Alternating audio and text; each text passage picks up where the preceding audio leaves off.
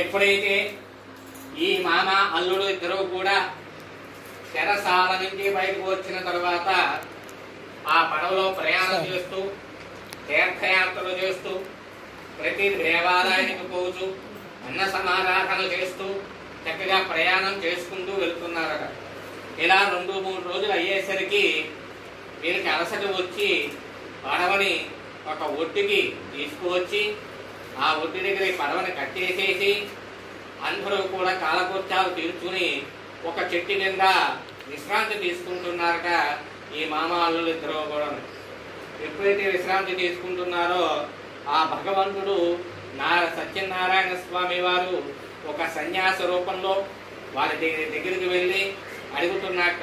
ఏమని అడిగారయ్యా, అయినా మీరు ఏ ఊరిని, ఎక్కడి నుంచి వస్తున్నారు, ఏమిటి, ఆ పడవలో ఏమిటి అంత బరువు బాగుంది, ఏమన్నా డబ్బు ఉన్నదా అని అడిగారట. అప్పుడు ఆ మామగారు కోమటైన, అయ్యా నువ్వు సన్యాసి అయ్యింది, నువ్వు భ్రమ కలుగుతుంది, ఆ పడవలో ఏమీ లేదు నాయనా, ఆ పడవ ఆకులు మట్టి మశానం నలుపు ఏమీ లేదు నాయనా, అన్ని ఎండిపోయిన ఆకులు మట్టి మశానం ఉందని చెప్పారట. అప్పుడు ఆ సన్యాసి, అలాగే నాయన మీ కోరిక నేనెందుకు కాదనాలి, తథాస్తు అని చెప్పి వెళ్ళిపోయాట. వెళ్ళిపోయిన తర్వాత వీళ్ళు విశ్రాంతి తీసుకుని పడవ దగ్గరికి వెళ్ళి చూసేసరికి పడవంతా కూడా ఎండిపోయిన ఆకులు మట్టి ఇటుకరాళ్ళే ఉన్నాయట. లభో దీపం అనుకుంటూ ఇద్దరు కూడా ఏడుస్తూ సొమ్మసిల్లి పడిపోయి మళ్ళీ తేరుకుని అల్లుడు గారితో అంటున్నాయి, ఏంటి ఇలా జరిగిందంటే, మీరు ఆ సన్యాసిని వేళాకోలం ఆడారు, ఆ సన్యాసి వల్ల వేళాకోలం ఆడేది వల్ల మనకి ఇలా జరిగింది కష్టము, మళ్ళీ ఆయన్నే బతిమాలుకుని ఆయన దగ్గరికి వెళ్ళి క్షమాపణ కోరుకుందాం అని చెప్పి పరుగున వెళ్ళారట. వెళితే ఒక చెట్టు కింద ఆయన తపస్సు చేసుకుంటూ ఉండగా అక్కడికి వెళ్ళి పాదాల మీద పడి ప్రాధేయపడి వేడుకున్నట్ట. నాయన మా తప్పు క్షమించండి, మీ మాయ మహామహా యోగులు మునీశ్వరులు తెలుసుకోలేకపోతున్నారు, మేము ఎంతటి వాళ్ళని చెప్పండి అని చెప్పి నమస్కారం చేయంగానే నా తప్పు అయిపోయింది, క్షమించండి, ఇక నుంచి ఎలాంటి వేళాకోలం వాడు ఆడి మాటను తప్పను అని చెప్పి ఆ సన్యాసి నమస్కారం చేయంగానే ఆ డబ్బు వాళ్ళకు వచ్చేసి తదాస్తు అని చెప్పి మాయమైపోయాడు.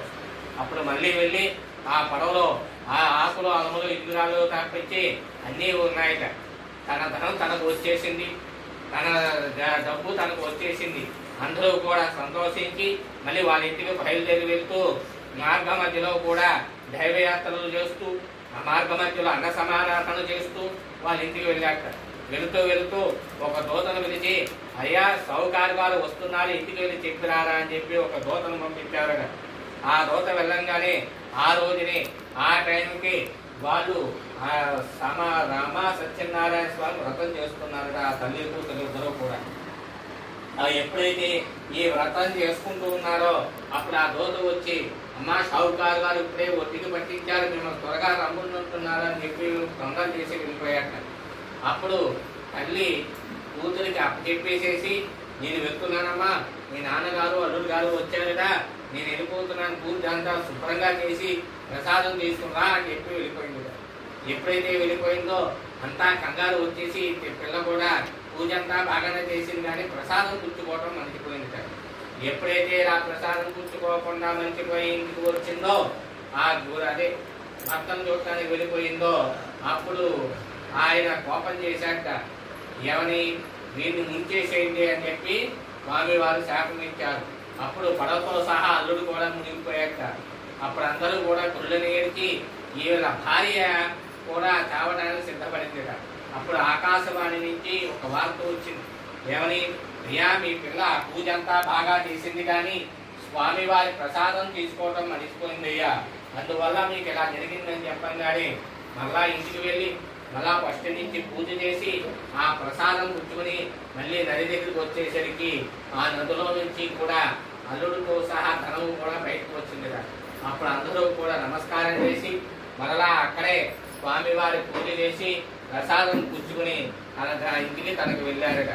అప్పటి నుంచి ఆ కోమటైన ప్రతిరోజు కూడా సత్యనారాయణ స్వామి చేస్తూ కటాక్షాలు కలిగినాయట. కనుక మనం కూడా ఆ సత్యనారాయణ స్వామి వారి వ్రతం చేసుకుని మనం కూడా ఆయన ఆశీర్వాదం చేసుకోవాలి. చెప్పవలసిందో కోరుతూ 4వ అధ్యాయాన్ని పార్వతీపదే హర మహాదేవ.